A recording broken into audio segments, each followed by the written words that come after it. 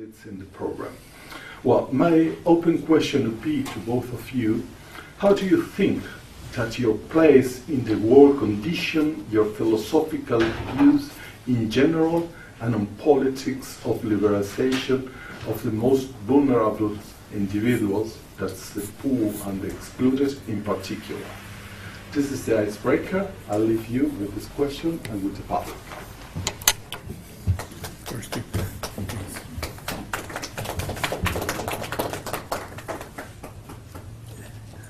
I would like perhaps begin to speak that for me is an honor this type of dialogue, and special because I read very quickly the biography of the professor, and there is many coincidences. Almost we was born in the 30s, and he studied in Norway, I in Argentina, but after I was in Spain and in Paris after Israel in the 60s, and the professor was too in Paris in the 60s. After was in Tübingen, Germany. I arrived after that, and he studied with Professor Marcuse in California. And for us in Latin America, the one-dimensional man and the dialectic of liberation and many other works of Marcuse was determinant in our very geopolitical situation. That is for me a very great honor to speak with you. Perhaps the answer of the questions I would like put in another manner to begin a dialogue with an intellectual and philosopher of the North, and I am a philosopher of the South. Hegel said that the earth of Europe were Germany, Denmark, and England. I think that Norway is like peripheral of this vision of Hegel, and more Latin America, more peripheral. But the first question that we put in the question of modernity and the colonization and the peripheral countries was that in general the modern philosophy think that begin with Descartes, 17th century, Amsterdam. And we, in Latin America, we think that there is a different conception of modernity with a new interpretation in this point. Europe was enclosed, was in a very peripheral position in relation with the Arab or Islamic world. The Middle Age was a exclusion of the world history, and the beginning of the openness of Europe was the beginning of the openness to the Atlantic, 1492. This openness to Atlantic, for us, is the beginning of modernity. In which sense? That Europe can make the construction of the new geopolitical center that was the Atlantic. If from the Atlantic arrived to America, to Africa and Asia, it was not enclosed in the hand of the Arab world. That means the 16th century was the beginning of modernity.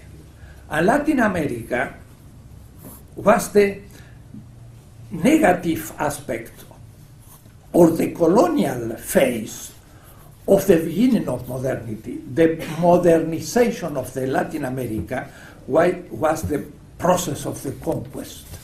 And we have in 16th century a very important thought, philosophical too, before Descartes, that we think is the beginning of modernity, that because was the constitution of peripheral world, and slowly Europe in the 18th century through the Industrial Revolution became the central so-called civilization in the world system in the vision of Wallenstein, for example.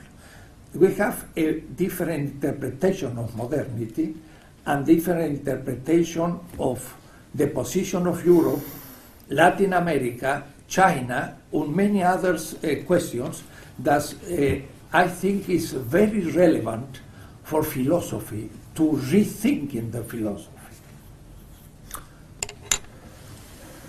Thank you, and it's a great honor and pleasure for me also to take part in this discussion, not only across borders, but across continents and oceans. But for that very reason, I think we have a lot of things in common and a lot of things to discuss.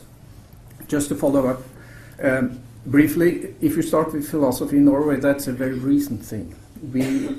First of all, we were together with Denmark for a long time, and even after the Napoleon War, when we came in union with Sweden, there was practically one philosopher in the whole country until the Second World War. Then it exploded, partly due to the obligatory exam philosophicum, that is obligatory courses in philosophy for all students. So at that time, Norway became a big power. There were more philosophers in Norway than the other Nordic countries altogether.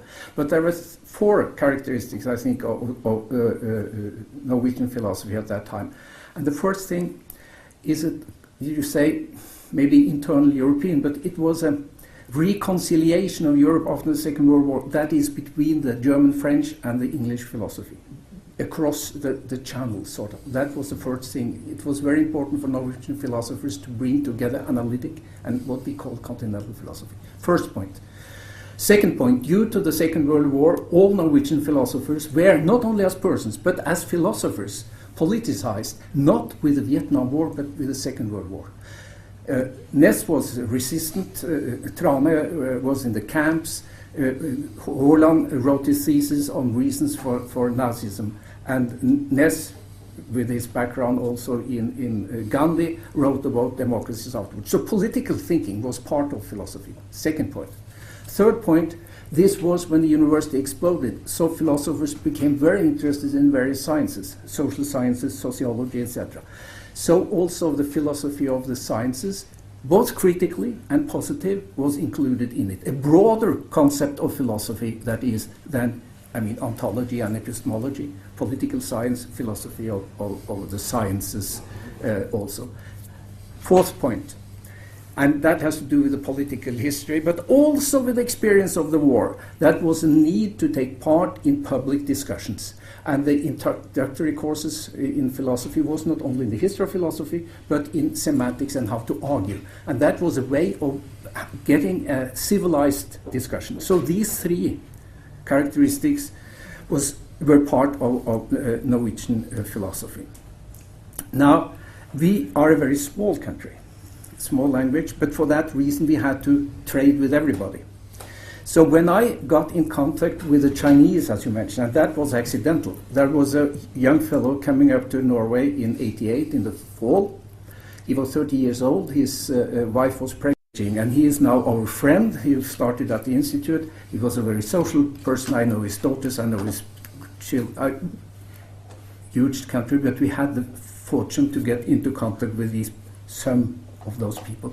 Now he has a limousine 24 hours a day, and they're jet set. So I had this. I'm just saying this about my background. It's partly from a very marginal, philosophically very marginal part of Europe that certainly exploded, and then with contact with China. And let me add just one point on one topic. When the Chinese came to Norway, I think there were some reasons why they felt at home.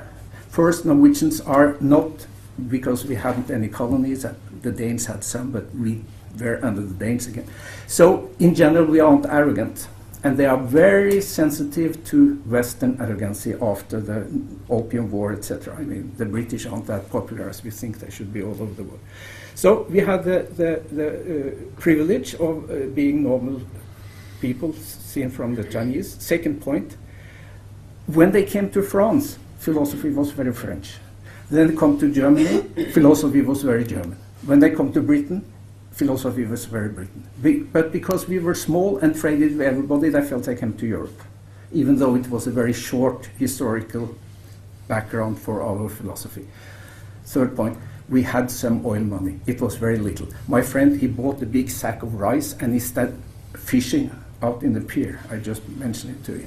They were really the foreign affairs asked how people can live on that amount of money. I told them they live and they send money back, and they couldn't leave it. I talk too much. People in Bergen talk too much. That's part of how we behave. But it's to say something about my background. And just a final point. When I came to China, they knew that Europe was different.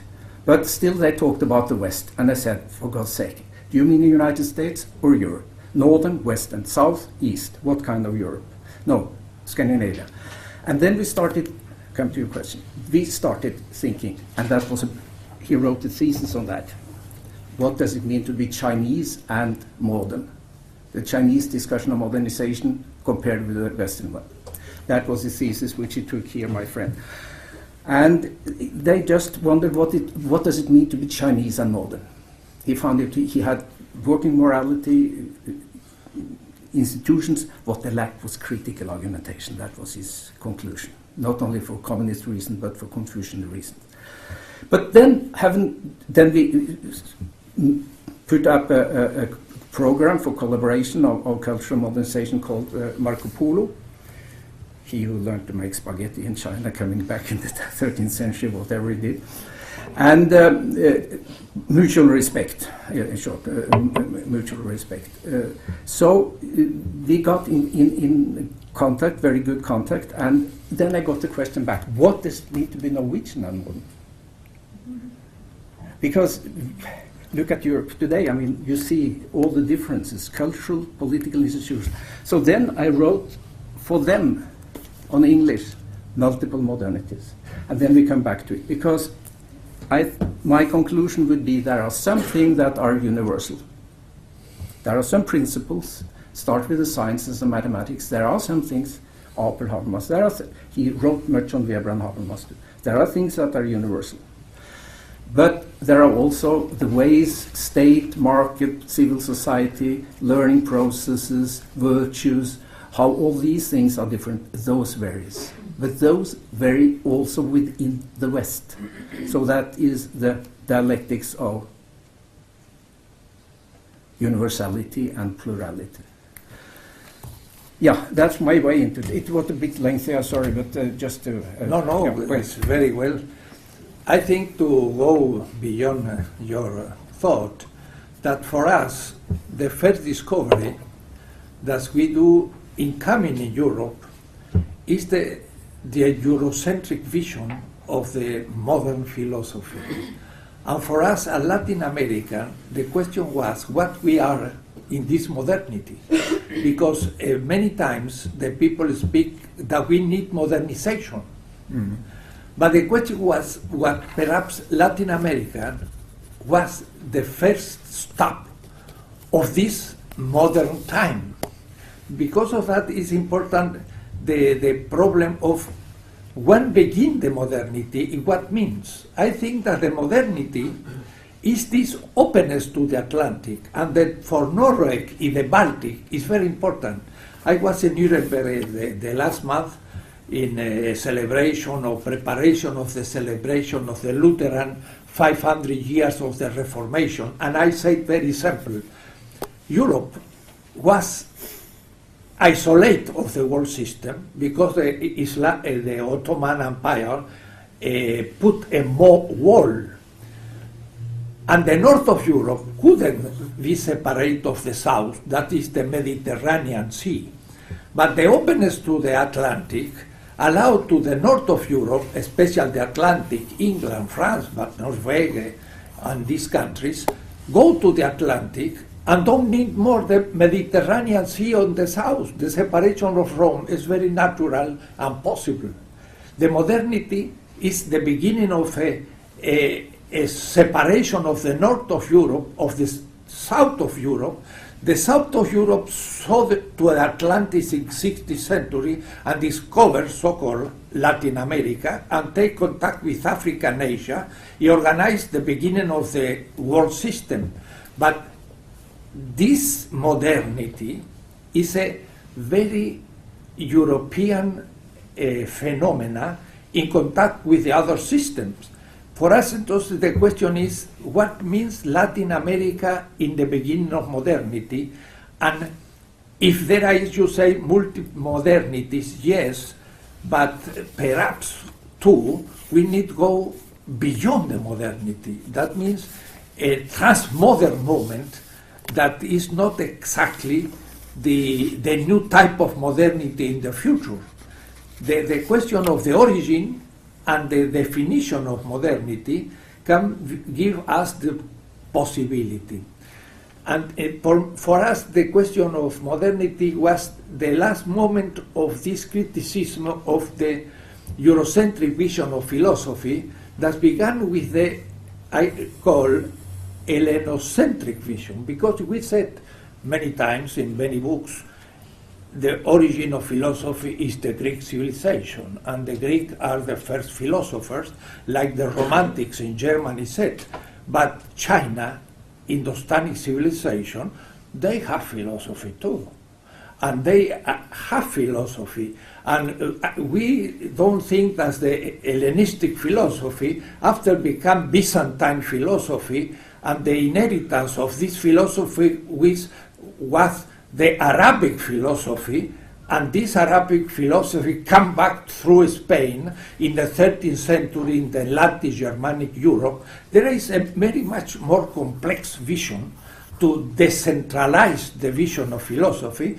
And for us, for me too, China is very important because it gives us the arguments of the very old tradition of philosophy, completely different to the Western civilization philosophy, that now come back in the new Confucian philosophy into the level of politics, and we need to begin to study these philosophies because are the question today in this polarization of the central geopolitical organization of the world.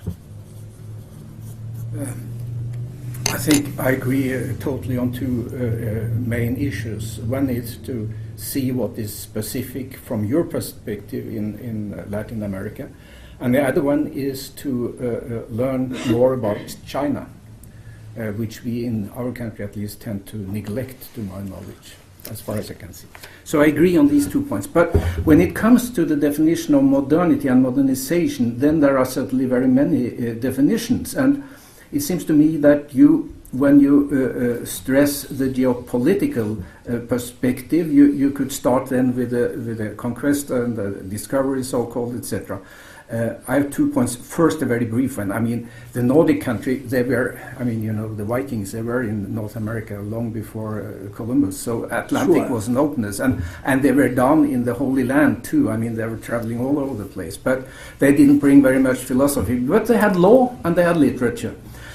But I mean, that's a minor thing. But when it comes to the definition of modernity, then I have no right to make that definition. But I think there is a reason why we could say that the development of the sciences in pluralis, not only natural science, but the sciences in broad is essential to understand modernity. If you take the sciences away, I mean, not on natural sciences, but the technology that's built on natural sciences, and you take the interpretive sciences, theology and jurisprudence, humanities, and you take all that away, and the discussions related to it, then we will have a totally different society. So I would argue for a definition whereby modernization has to do with the development of the sciences as practices and institutionally situated developments. And then, if you do that, then I think you can't get so easily around the Greeks. And that is not to say that in India, in China, in Mesopotamia, you had in the axial ages, as Jaspers and others tend to say, 500 before Jesus Christ, you had civilizations, also with philosophy all around. But there is something with the Greeks, and that is they discussed. Thales came and said one thing, he had arguments, implications. Then the next came, and they started arguing with each other. And I think this ongoing criticism, starting very primitively with Thales, saying that everything is water, and then ending up with Democritus with his atomic theory, and then skeptics, and then Socrates, then Plato, then Aristotle. It was dynamic in the ongoing discussion. And also the way of using mathematical thinking, geometric thinking in various ways. So I think there is something with the Greeks, and this is far away from us. I mean, you are in the Middle East, sort of, with the Greeks, and not up in the Nordic. So whether you call that European or not, that's a question of definition. But I think there is something with the Greek, and then what they started went on during the medieval ages, and you went up, and then you got the natural sciences, the legitimation of critique, experimental methods, mathematical formulations, and you had criticism of scriptures, law scriptures in the national states, holy scriptures in the various sects in Christianity and also in other religions. And then it went on with the discussion and the argumentation into Enlightenment. So in that perspective, and that's, I, with a colleague, written a history of Western thought in a broad sense. And there we start, we bring in Chinese, Indian philosophy, Islam, not naturally in the medieval ages.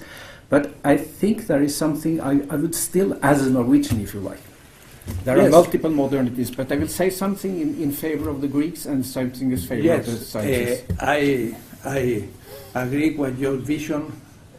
Almost I would like to say is the traditional. To some extent.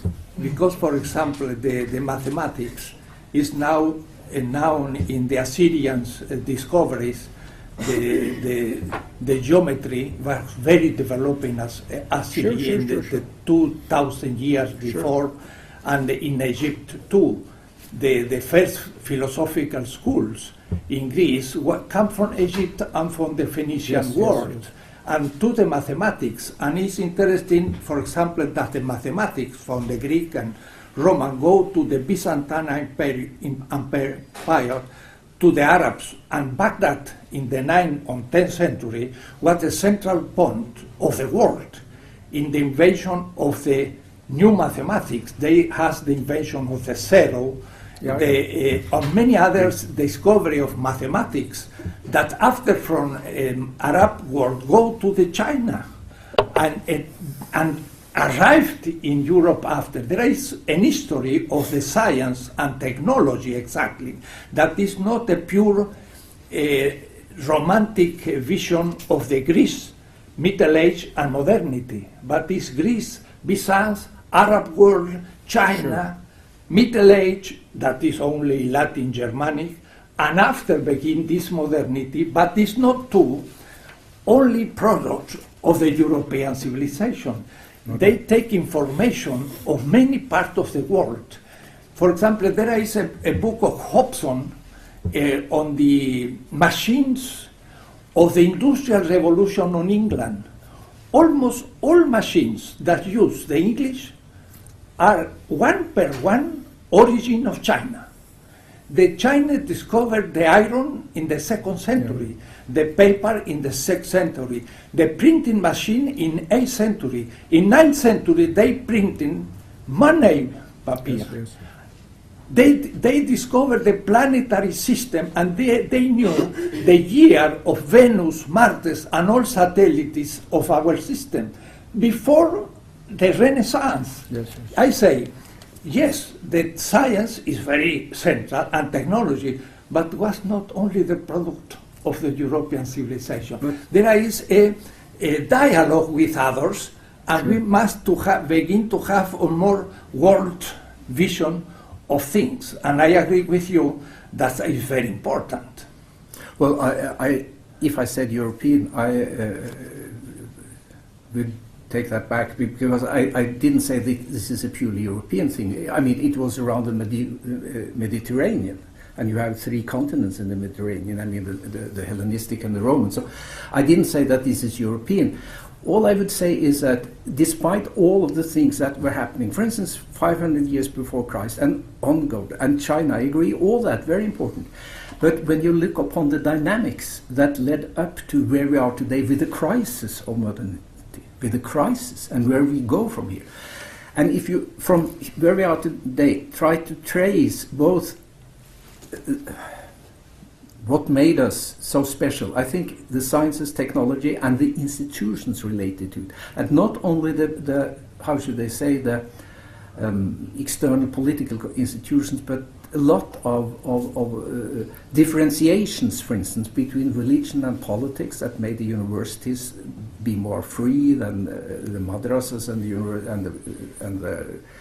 the institutions. So there were.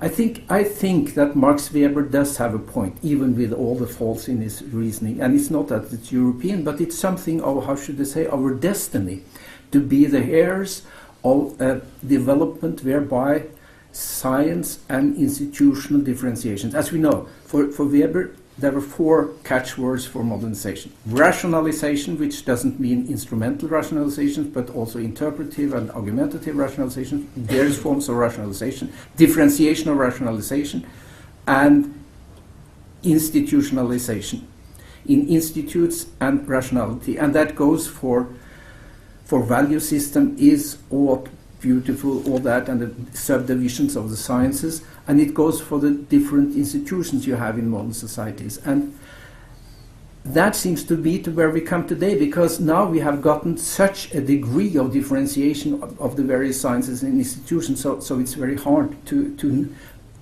predict and to see unintended consequences of what we are putting together, because when science with technology might have those and those unintended consequences, which this science can't see, because you need another science to see the implications. For instance, you need sociology to see the implications of physics. So we have gotten what we see in the Holy Scripture. They wanted to build a tower into heaven, and each spoke his and her language, and they didn't understand each other. And that's part of the problem of modernity, it seems to me.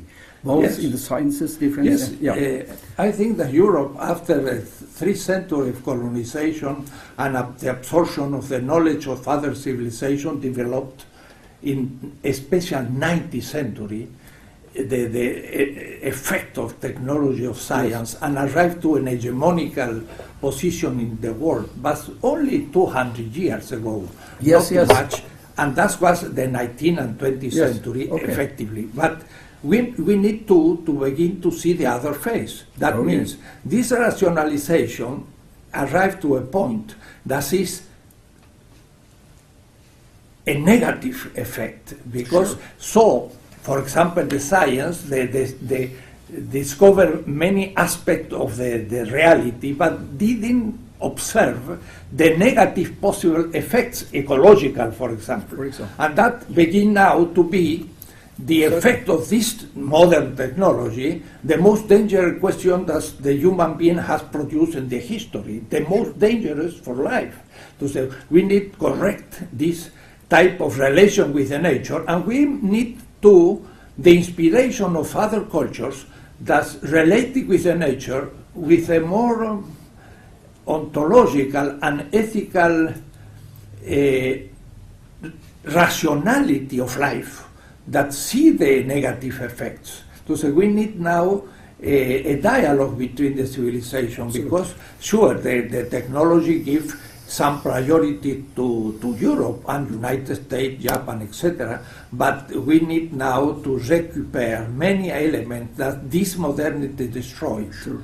And that is the situation in this moment, to be not only apologetical, but critical in relation to modernity, to evaluate the positive aspect of the other civilizations. Absolutely. I mean, First World War and Titanic, I mean, the belief in progress that was part of Enlightenment is now pretty bleak. I mean, and for all kinds of reasons. I mean, we are in but then, I mean, we need ethics, but we also need to reflect upon the various sciences. I mean, you can't get around them. So we are also in a need to think about the various kinds. For instance, climate change. What is science? What is a risk society? What can we do with technologies? We can't get around it, and that's for the Chinese. That's for the Mexicans and for the Norwegians. So there's something of a common global destiny. Very short, I mean, and not only European. You are totally right. Many other but there is something of the later things that we are hung up with. You see, and one aspect that for us the Latin American touch essentially was the question of colonialism, because the modernity is contemporary to the Eurocentric vision of things, the origin of the capitalism through the accumulation of wealth, and the colonialism that was not present in any civilization, too in the Roman Empire. And the colonization we suffered especially, and you can understand when we read the book of Marcuse, for example, the one-dimensional man, we don't read only a problem of the American civilization, North American, but we see the negative aspect, this Adorno negative dialectic, that is the suffering of the colonial countries, the slave of the slavery, because you understand, the Enlightenment, the rationalization, but until 1888, Europe recognized the slavery in the world and accepted slavery. And the French Revolution speaks on the human rights and write a law for the slave in Haiti. That means, how is possible and so rationalistic civilization accept that one person can be one slave? It's irrational. That is a contradiction. And we saw this contradiction because we suffered the contradiction. The colonial being is a non-being. It's a being of the second nature. It's non-human. And until today, when we destroyed Libya, it's no problem. And we destroyed Libya because it's a dictator. And there is many dictators too, but Libya is not, or Iraq. That means there is in this type of civilization too a negative, and we begin to do philosophy from this point of this negativity, and we speak on philosophy of liberation in criticism of the irrational moment of modernity, but in the same time learning from the rational aspect of this modernity. That means it's ambiguous. Yeah, I think I agree with what you're saying, but I would add then that even colonialism you could find sort of within Europe. I mean, the treatment of the Irish people was a kind of colonialism, I think, and add to that class structures which you had. That's the first point. I mean, in addition to colonialism, you have the class repression all over the place. And also, I mean, if you look around, the Europeans have done a lot nasty things, and due to their institutions and technology, they have had vast impact. But, I mean, looking around, history is full of nasty regimes and people and regimes suppressing other human beings. So, I mean, yeah.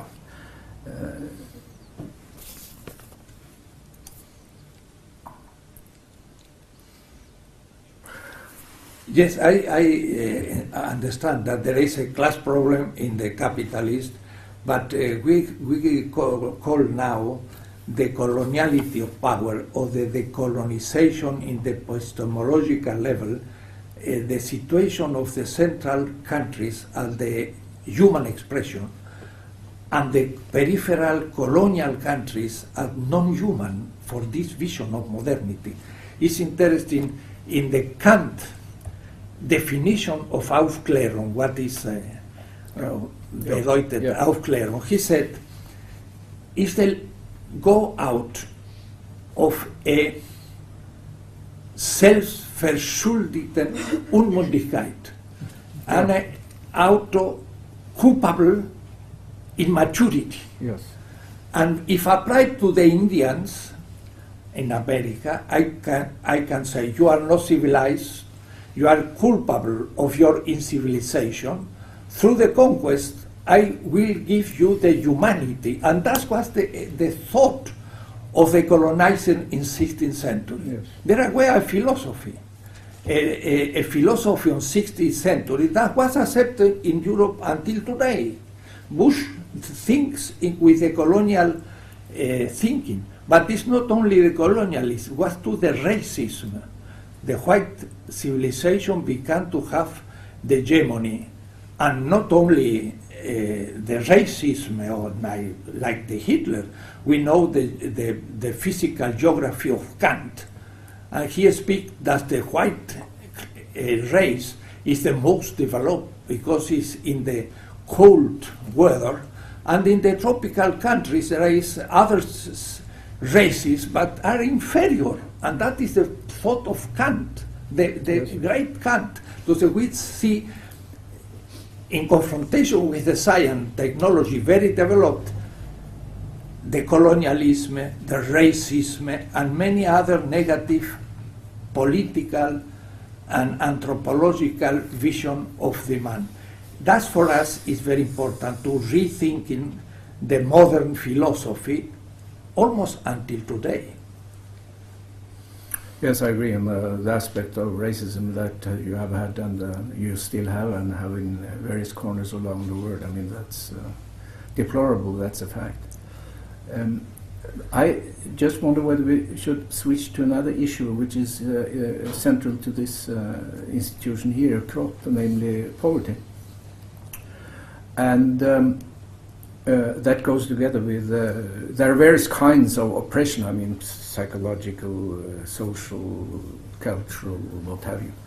But if poverty and starvation and things like that are essential, those are the things where we should take sides, sort of. Not only think in terms of periphery center, but also think mainly about those who need to be thought about. Let's take it like that. I mean, then let me raise a question. Then, if you look at the West, then where have you been? Or no, let us take it globally. Where could you say that poverty problems have been fought with some degree of success, but with various costs? And at least there are two interesting cases. The one is China. Whatever we say about China, they had a birth politics, which is not so nasty as many Norwegians think, but it was tough enough. But due to that, there are 3 to 4 million, 100 million people less than they would have otherwise, and that if you look to what has happened in China the last 20 years, I mean, it's amazing, even though there are differences of class, difference of geography, etc. But I guess that the average life expectancy in Shanghai is about 80 years, and if you look at the health and education situations of children in China, etc., I mean, it's amazing what they have been. So there you have an authoritarian regime with a brutal capitalism and an old cultural bringing the whole together, sort of. These three institutions were in unbalance, partly in conflict. But they have been able to do something with poverty on a large scale. That's one thing. The other thing, social democracy and welfare states, and where do you have it? Up in North, not in Southern Europe, not in Eastern Europe, not in the United States, it's up here. And that was what, when I was asked by the Chinese, what does it mean to be Norwegian and modern? Then there were two things that struck me. Lutheran officials and popular movements. No nobility, we had no nobility after the Napoleon War.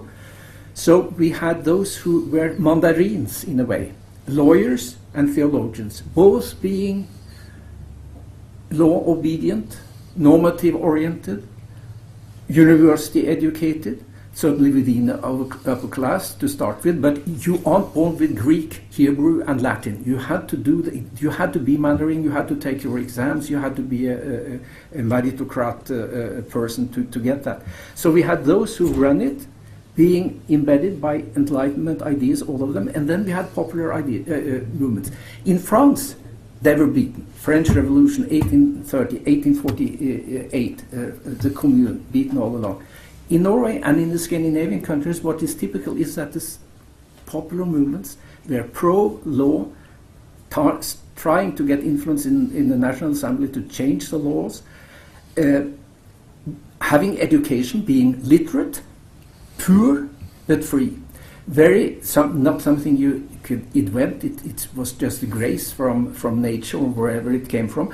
But you had the dialectic and the class struggle, but the dialectic between state officials, mandarins of this kind, and popular movements who were educated and law obedient and politically active and organized themselves. Christians to start with, both Lutherans in a way, and if there is something that is typical for Scandinavian countries, to my mind, this is it. I mean, Lutheranism you have in Prussia, but there you didn't have popular movements, in Estonia too, only in the Scandinavian model, which is not the model. It's only the economists and the social scientists who think it is a model you can export. No, I don't think so. It's a historical product of class struggle and learning processes, building of institutions, virtues that are necessary, virtues that are reproduced. Yeah. Okay, stop there. But I mean, that's I'm criticizing when I think it's nice to Norway is nice when outside. I irritate myself over everything. So I'm not. And the last part of the book is very critical about what we are now. So it's not a rosy history I'm making. But the 19th century, I think there is something. The social democracy is worthwhile taking serious. No, I think that there is a very important tradition that must be reconsidered too, because we attribute many changements and a very recent movements, and perhaps are deeper in an old. I spoke in my talk the actuality in political philosophy of the thought of Paul of Tarsus, not as a Christian prophetic person or theologian, but as philosophers. And I think that in the Semitic world there were some categories very important. Yes. And there are this category of the Semitic world was produced in a dialogue between the Mesopotamic and the Egyptian civilization more than 5,000 years ago.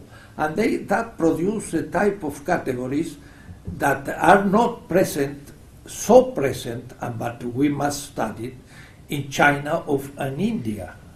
And there is differentiations, but not exactly attribute that only to the modernity. The modernity developed some of these hypotheses, but it is perhaps more old. I take today the example of Hammurabi, that he said, I did justice with the poor, the widow, and the orphan. I don't find very present this type of categories rational in the Hindu thought, because they divinize the order, no? And these critical categories are more present in some civilization and not in another. But for us in Latin America, for example, today, where there are many original peoples were the Incas, the Aztecs, the Mayas, big civilizations, we begin to discover in this civilization some critical categories that allow them to do changements, and we cannot think that only our civilization is the only that can give this type of critical thinking to change the political and ethical events. I totally agree. We should learn from and be humble as to what other civilization could bring about for their own sake and for our sake, because we are right now in a mess, all of us.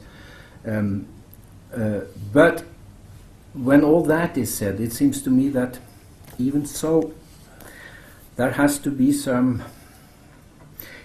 In the world, we are now so many people, 7 billion, and there will be more, and we are polluting and we are using resources, etc., etc. It's very hard to see how we can come around, if we can come around, without some institutions and some principles that are common to all of us. And we have both of us been discussing with Apel Habermas and these guys, and as we know, they came from the Nazi regime and raised exactly this question: are there some principles that go across institutions? And I think that is also something that will have to be taken care of positively within modernity. We have to take care of all the differences, individual differences, cultural, geopolitical, etc. But we also have to have a view on that which is common to us, not only empirically, it happens to be so, but which sort of are valid, which are universally valid, like mathematics in one sense, Plato, but that there are some rules that should be, and that's where I follow up more critically than my German friends, but I think this is also part of what will have to be added to it. So again, there has to be a balance between taking care of varieties, also group varieties, and the universality. That's my point. I agree absolutely. In my ethic, I speak on the universal principles. Okay. Yeah. Universal. Yeah. But the question is in which level we made the definition. That was a long dispute with Carl Otto Appel. We discussed 7 years this question. Yes. And in the formal level, in this transcendental, the last Begründung, I agree with him. But there is two material principles. For example, the affirmation and development of the human life is a universal principle. And that is present in all cultures. But it's sure that each culture develop this principle in other manner. So I can accept the differentiation of the values in the cultures, but there is a universal principle. And I think it's necessary to develop ethical and politics with universal normative principles, but at the same time recognize the value of the differences. Yes, yes. And not think only in one civilization with all concrete developments that this civilization acquire in their own history. I agree, but the open question is naturally where the point of balance should be between what is universal and what is particular, because if I understood you correctly, you were at the point of saying that all civilizations are all good. I mean, but there are aspects in all civilizations that you could criticize, and some are awful, etc. So one has to be critical down to the value level. Not all values are good values, and a lot of values are tied to institutions and situations and couldn't be brought into other situations, like playing chess and Ludo. They are different games, sort of. So one has to be careful so maybe I would stress the universal, critical, but also the to a larger degree than you. I'm not sure. That might be the case. But the second point you made, I think, is important. And that I've also been discussing this with our German friends, and that is, how should I say it? Vulnerable life. Vulnerable life. There are, you should say, two concepts of sacredness. One is sort of the Platonic. Sacred is that which is eternal. But I think that which is eternal takes care of itself, to say it bluntly. That which is sacred and need our ethical and concern, that is vulnerable life. And that comes in addition. That doesn't fit into the thinking of Apel and Habermas so easily. But that has to do with materiality, etc., the body, and so vulnerable life. I would say yes. From where do we take that? I think I can't. I think I can justify these principles. General, but how could you justify life? I'm not sure the question is sensible. Even, I mean, life is life, and without life there is nothing to justify. Well, that is a long discussion for us. I think it's important because exactly we need the ethics in this dialogue between cultures, and this ethic must be in very abstract level. acceptable for all, but in some level, not in the concrete level of the cultures, but that were a long history. That's exactly, I exposed this question in my Ethic of Liberation, in the dispute with utilitarism, communitarism, Apple, and many others questions. But I think that we need universal principles, very abstract, and is against the respect for the particularity of each culture, and we cannot attribute to the European civilization the critical thinking, because in other civilizations too there are some critical elements that we can adopt in a philosophical world discussion that is in the future, because in the modern time the only important philosophy was the modern philosophy, European, because it's the first question of the dialogue, why the Arab world didn't develop more from the 16th century, the philosophical thought of China or India. This colonial situation doesn't allow the possibility to develop a philosophical thing that I think that in this moment is necessary through the dialogue come back to develop all these particular philosophies to go to a first epoch in the world history of a world philosophy, but not univocal and universal.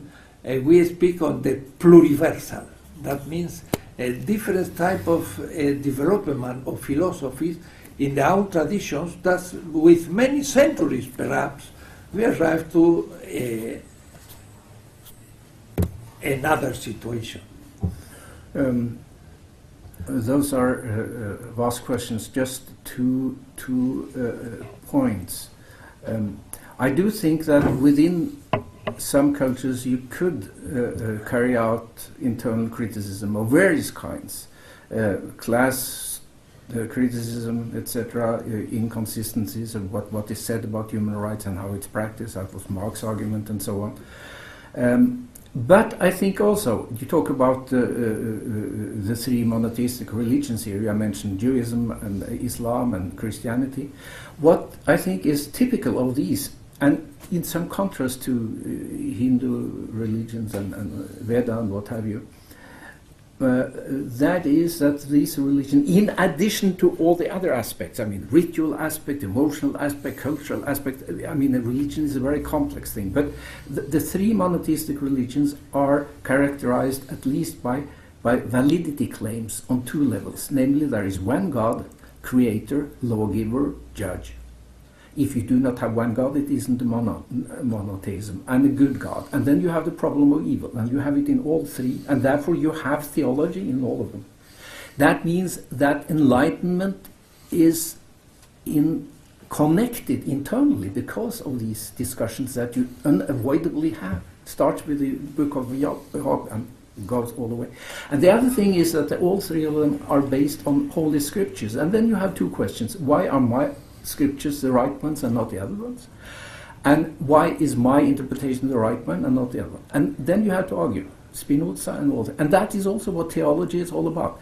So in these two senses you have not only critique in Kantian sense of purification, not of throwing away, but purification of religion, critique of religion, for not only by external standards, saying politically and ethically those and those have done so and so. That's an external thing. Not only in relation to natural science, I mean, what you have, creation of the world and Darwin and so on, but for internal reasons, because of the validity that are raised by these religions themselves. And that implies that there are some degree of, should we say, rationalization, not in the instrumental sense, but in a purification sense, in a modernization in that sense in the three monotheistic religions. And I came just back from Lebanon. This textbook of ours had gone the Silk Road from China, Uzbekistan, Tajikistan, Iran, Azerbaijan, Turkey, and now ended up in West in Beirut, and I was there on that occasion. And I had the privilege of having a discussion with ideological leader of Hezbollah. And he was a very pleasant person, but he was a professor of sociology, by the way, and a member of the National Assembly. But he was very two-dimensional.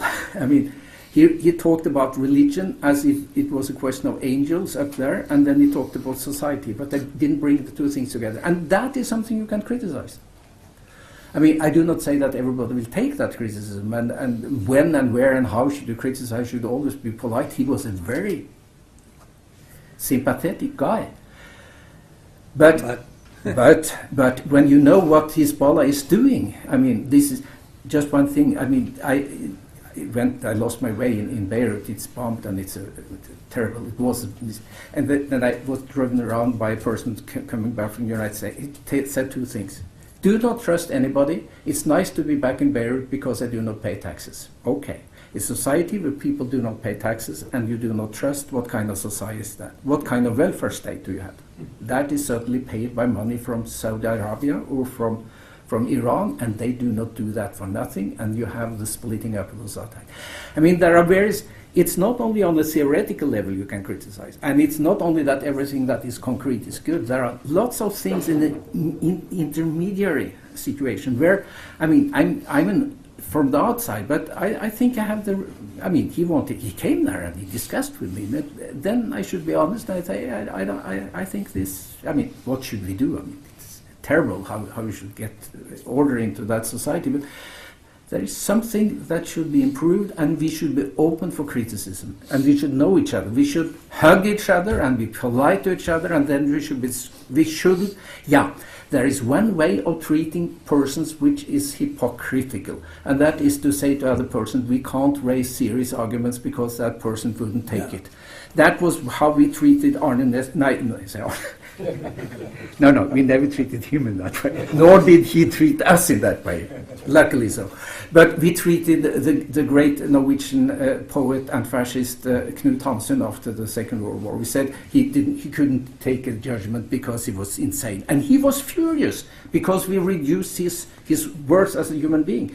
So I think when I talk with people from other cultures and from this culture, which is not always my culture, in China, or in Lebanon, I would be free to say, well, you criticize me, and that is because I recognize you as a person, and then you should be able to take my arguments, and you should take yours. Yes, you. You have 5 minutes. It's yours. I talked too much.